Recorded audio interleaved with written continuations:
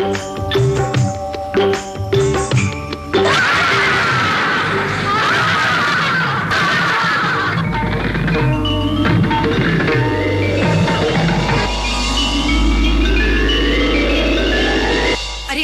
कहाँ चले भोजराज? आज फिर पधार गए इस सिंहासन पर विराजमान होने के लिए? नहीं नहीं पृथ्वीपति, माना कि आप बड़े राजा हैं, पर उतने बड़े नहीं, उतने महान नहीं जितने वीर विक्रमादित्य थे, जिनका ये सिंहासन है। इस पर बैठने से पहले जरा सोचिए महाराज, कहाँ वीर विक्रमादित्य और कहाँ आप। सुनिए, इसी बात पर मैं आपको वीर विक्रमादित्य की कहानी सुनाती हूँ। एक दिन की बात है।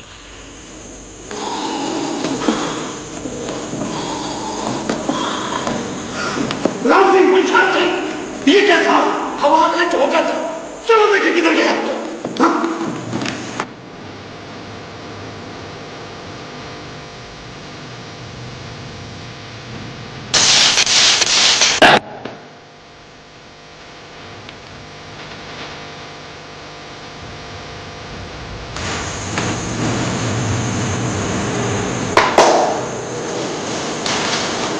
आगे महाराज। एक काले कपड़े पहने लड़का भी यहाँ से भाग के गया।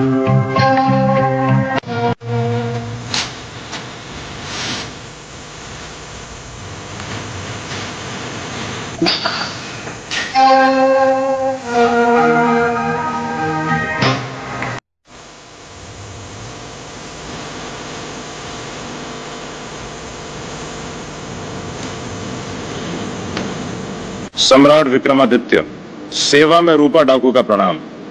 मैं आपके नगर में आ गया हूं और विश्वास दिलाता हूं कि अब इस नगर के धनवान लोगों की सारी संपत्ति बड़ी जल्दी मेरे पास आ जाएगी। उज्जैनी के सेनापति और उनके सैनिक अपने आप को बहुत चतुर और वीर बताते हैं। मैं इस पत्र के द्वारा उन्हें यह चुनौती देता हूं कि यदि महाराज विक्रमादित्य के वे सच्चे सेवक हैं और नगर की जनता का भला चाहते हैं, मुझे पकड़कर बताएं। अन्यथा उचित हो कि वे नौकरी छोड़ दें और कहीं डूब मरें। सेवा में रूपा डाकू। प्रणाम महाराज। सुना है आप पर किसी ने आक्रमण किया? हम पर कौन आक्रमण करेगा मंत्री जी? पर यदि कोई दुष्ट हमारे कर्मचारियों या हमारे प्रजा पर आक्रमण करता है तो वो हम पर ही आक्रमण है। मैं समझा नहीं कुछ महाराज। इस शस्त्र के साथ एक पत्र भेज किसी नौसिखिए डाकू ने हमारे सेनापति और सैनिकों को चुनौती दी है। पढ़िए यह पत्र।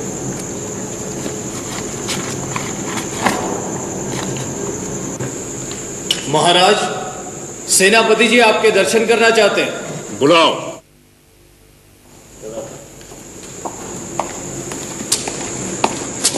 प्रणाम महाराज। आइए सेनापति जी, क्या बात है? आपका स्वास्थ्य ठीक नहीं लग रहा है। मेरे साथ एक ऐसी घटना घटी है महाराज, जिसे कहते हुए मुझे संकोच होता है। कहिए, हमें बताइए। कल रात मेरे घर में चोरी हो गई महाराज। मेरे घर में, इस राज्य के सेनापति के घर में, जहां किसी के घुसने का साहस नहीं होता। चारों तरफ पहरा है, सैनिक है, फिर भी चोर अंदर घुस गया महाराज। इससे यह सिद्ध होता है कि वो चोर बड़ा चतुर और साहसी है। नगर की जनता सुनेगी तो मैं मुंह दिखाने लायक नहीं रहूंगा महाराज। प्रजा अपने आप को कितना असुरक्षित अनुभव करने लगेगी। क्या चुरा के ले गया वो चोर? कोई मूल्यवान वस्तु? मेरे सारे शस्त्र, ढाल, तलवार, कटार, बर्छी, तीर, कमान। अच्छा, जरा देखिए, कहीं ये भाला आपका तो नहीं है? हाँ महाराज, ये भाला तो मेरा है। कल तक जो चोर था, आज वो डाकू बन गया। पढ़िए उसकी चिट्ठी। लीजिए।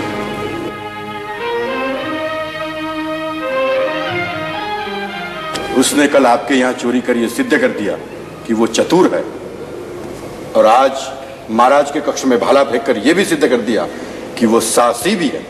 रूपा डाकू, ये चुनौती मुझे और मेरे सैनिकों को दी गई है महाराज। इसका सामना मैं करूंगा। मैं आपको वचन देता हूं महाराज कि 4 दिनों में उस दुष्ट चोर को पकड़ आपके सामने प्रस्तुत कर दूंगा। ठीक है, हम आपकी सफलता की प्रतीक्षा करेंगे।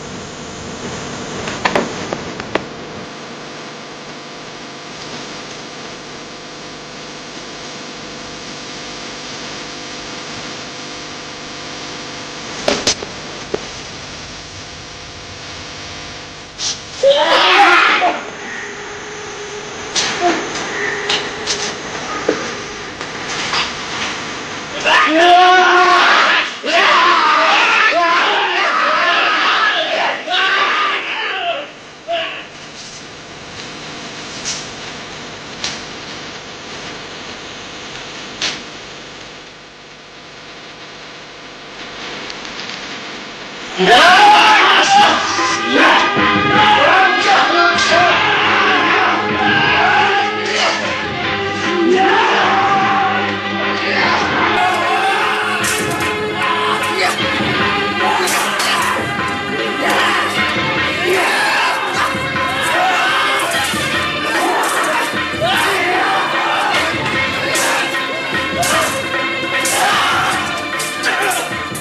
चोर को नहीं पकड़ सकते तुम लोग? सेनापति जी वो बहुत चालाक है, हर बार हमें मुंह की खानी पड़ती है। मैं महाराज को वचन दे चुका हूं कि जैसे भी होगा मैं उसे अवश्य पकड़ूंगा। पर उसमें चीते जैसी फुर्ती है। अवश्य होगी, पर पकड़ने वाले चीते को भी पकड़ लेते हैं। ठीक है, मैं उसे चालाकी से पकड़ूंगा, जाल लगाकर।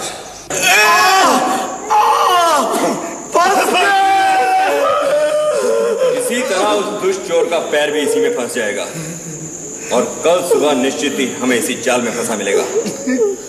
तुम दोनों पूरी रात पहरा दोगे और पूरी सावधानी बरतोगे।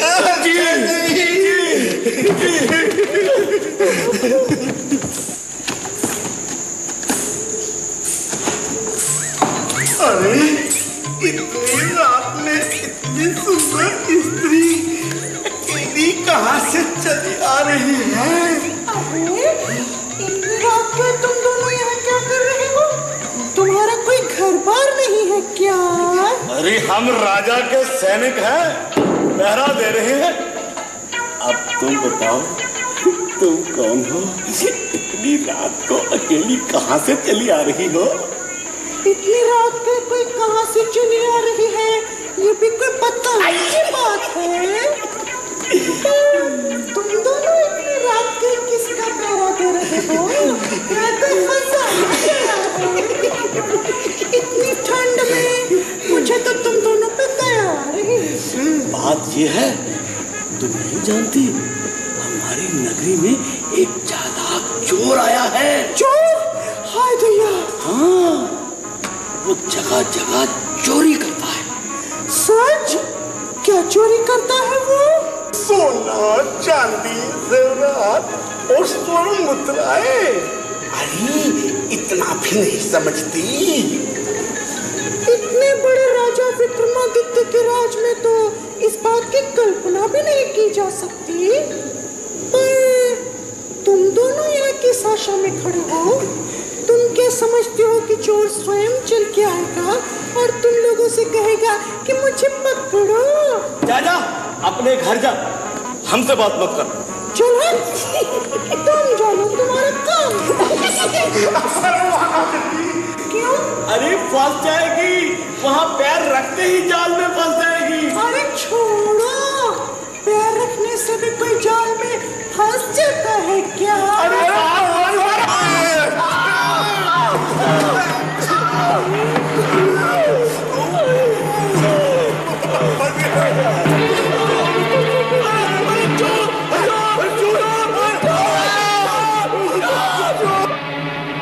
महाराज, महाराज, हम तो लुट गए, हमारी सारी कमाई चोरी हो गई। डर के मारे रात भर नींद नहीं आती महाराज। हम तुम्हारी समस्या समझते हैं और चिंतित भी बहुत हैं। उस चोर ने सेनापति जी को चुनौती दी और सेनापति जी ने भी उसको पकड़ने का बीड़ा उठा रखा है। वे असफल हो रहे हैं महाराज। उनके प्रयत्नों से चोर के उत्पाद में कोई कमी नहीं आ रही। प्रजा हम पर हंस रही है महाराज।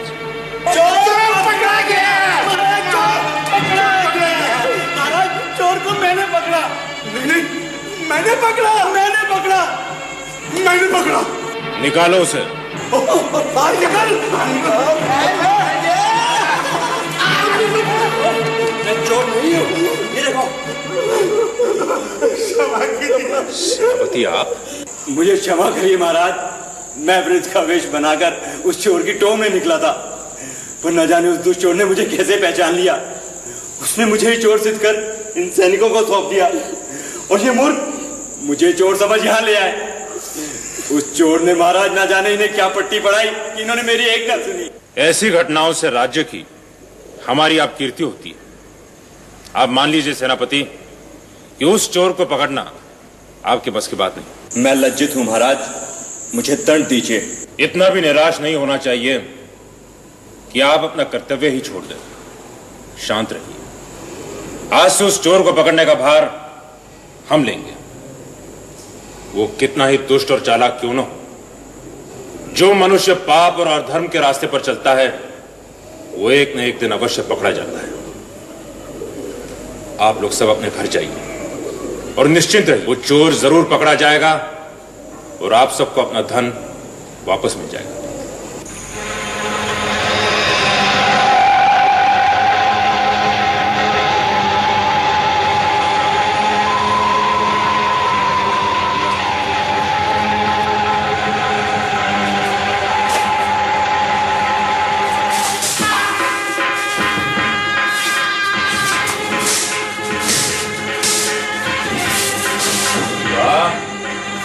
तो बहुत होशियार हो।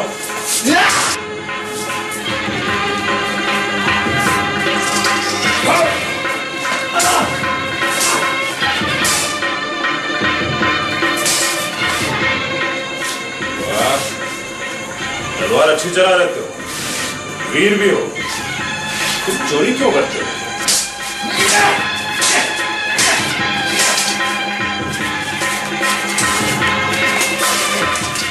लगता है तुम किसी अच्छे परिवार के हो, इसलिए तुम पे वार करने का जी नहीं चाहता।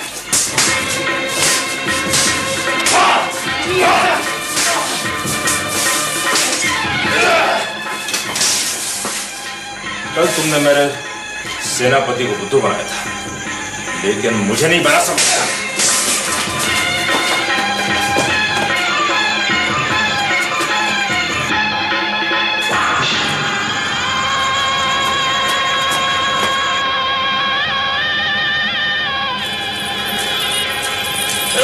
रुको, कौन? आत्महत्या क्यों करना चाहती हो? हाँ, मुझे मरने दीजिए। क्यों रोका? मैं हूं राजा विक्रम, इस नगरी का राजा, और मैं तुम्हें बताना चाहता हूं कि आत्महत्या करना अपराध है, पाप है। आप महाराजा विक्रमादित्य हैं? हाँ, और मैं जानना चाहता हूं कि तुम आत्महत्या क्यों करना चाहती हो। महाराज, मैं उस चोर की मां हूं जिसने सारे नगर में उत्पात मचा रखा है। आज नहीं तो कल वो अवश्य पकड़ा जाएगा। तब एक चोर की मां कहलाने से अच्छा है मैं आज ही प्राण त्याग दूं। तुम मां होकर भी तुमने उसे रोकने की कोशिश क्यों नहीं की? मैंने बहुत रोका महाराज, पर उसे रोकना कठिन है। क्यों? बहुत लंबी कथा है ये। हम सुनना चाहते हैं। आओ बैठिए। कहो, क्या बात है? आज से 20 वर्ष पूर्व की बात है महाराज। आपकी सेना ने हमारे गांव में पड़ाव किया था। आपके वीर सैनिक शकों से लड़ने के लिए जाते हुए वहां रुके थे।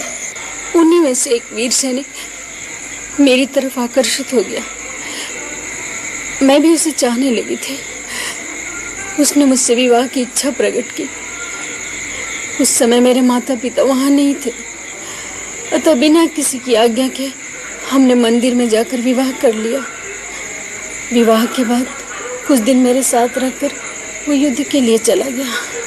उसने मुझे वचन दिया था, युद्ध से लौटने के बाद वो मुझे अपने घर ले जाएगा। मैं तो पूरे समय उसके विजय और कुशल की कामना करती रही। फिर क्या? युद्ध भूमि से वो लौटा? उन्हें युद्ध में विजय मिली। सुना था बड़ी वीरता से लड़े थे वो लौटे तो अवश्य, पर मुझे नहीं मिले, सीधे चले गए। फिर वो कभी नहीं आया? मैं माँ बनने वाली थी।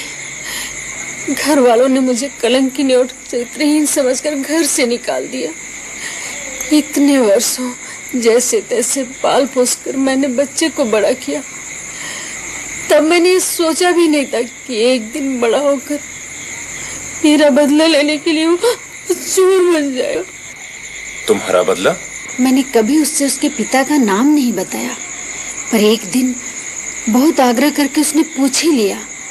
मेरे बताने पर उसे बहुत क्रोध आया कि उस जैसे व्यक्ति ने उसकी माँ के साथ धोखा किया है। वो उन्हें अपमानित और दुखित करने के लिए चोरी करने लगा। कौन है उसका पिता? आपके वीर सेनापति। युद्ध में प्रदर्शित उनकी वीरता से प्रसन्न होकर आपने उन्हें सेनापति बना दिया। अपने पद के गौरव में आकर वो ये भूल गए कि वे किसी स्त्री का जीवन नष्ट कर चुके हैं। अपमान भरा जीवन जीने के लिए वो अभिशप्त है। तुमने जाकर उनसे अपना अधिकार क्यों नहीं मांगा? न्याय की दुहाई क्यों नहीं दी? तुमने ये अन्याय क्यों सहन किया? जो प्रेम जताकर विवाह कर मुझे भूल जाए, मैं उसकी देहरी पर क्यों जाऊंगी? पति के प्रति इसी दबे हुए क्रोध ने तुम्हारे पुत्र को अपराधी बना दिया। वो उसका दंड भुगतेगा। मुझे वचन दीजिए महाराज, पकड़े जाने पर आप उसे प्राण दंड नहीं देंगे। हम आपके पुत्र से मिल चुके हैं। वो वीर, साहसी और बुद्धिमान है। आवेश में आकर वो मार्ग से भटक गया है। हम उसे पकड़ ले आएंगे। आप निश्चिंत रहें।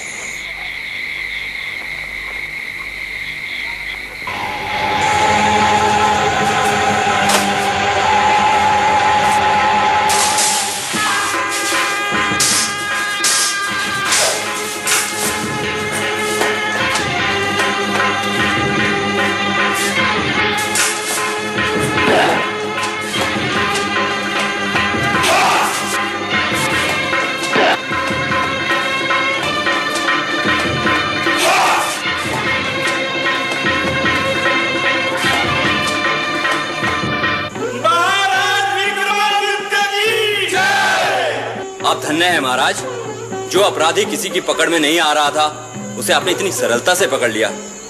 मेरा निवेदन है महाराज कि इसे कड़े से कड़ा दंड दिया जाए। पूरे नगर की जनता को इसने बहुत कष्ट दिया महाराज।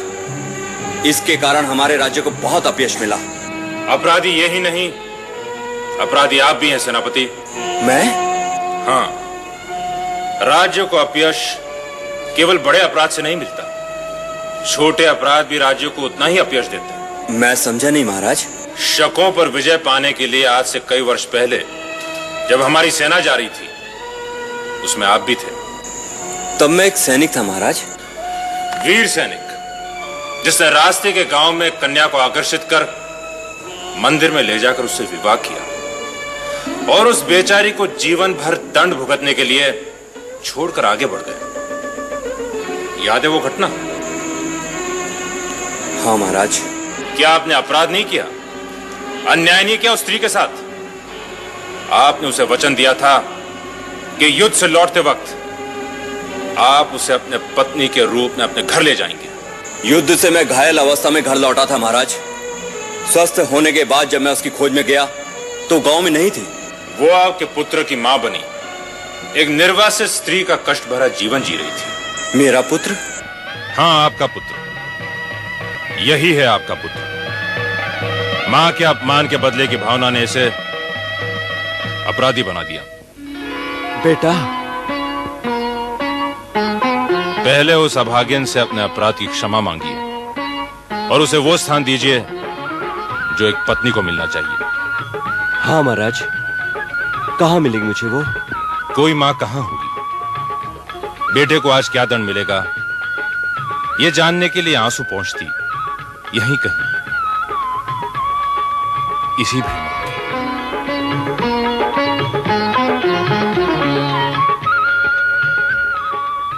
मुझे क्षमा करे देवी।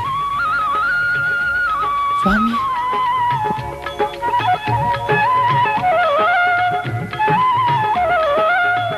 देखो बेटे, जितना धन तुमने लोगों से चुराया है उनसे क्षमा मांगकर उन्हें लौटा दो। तुम वीर हो, साहसी हो, बुद्धिमान हो। हम तुम्हें तुम्हारे अपराध के लिए क्षमा कर अपनी सेना में नियुक्त करते हैं। नहीं बेटे, पहले अपने मां बाप के चरण छू।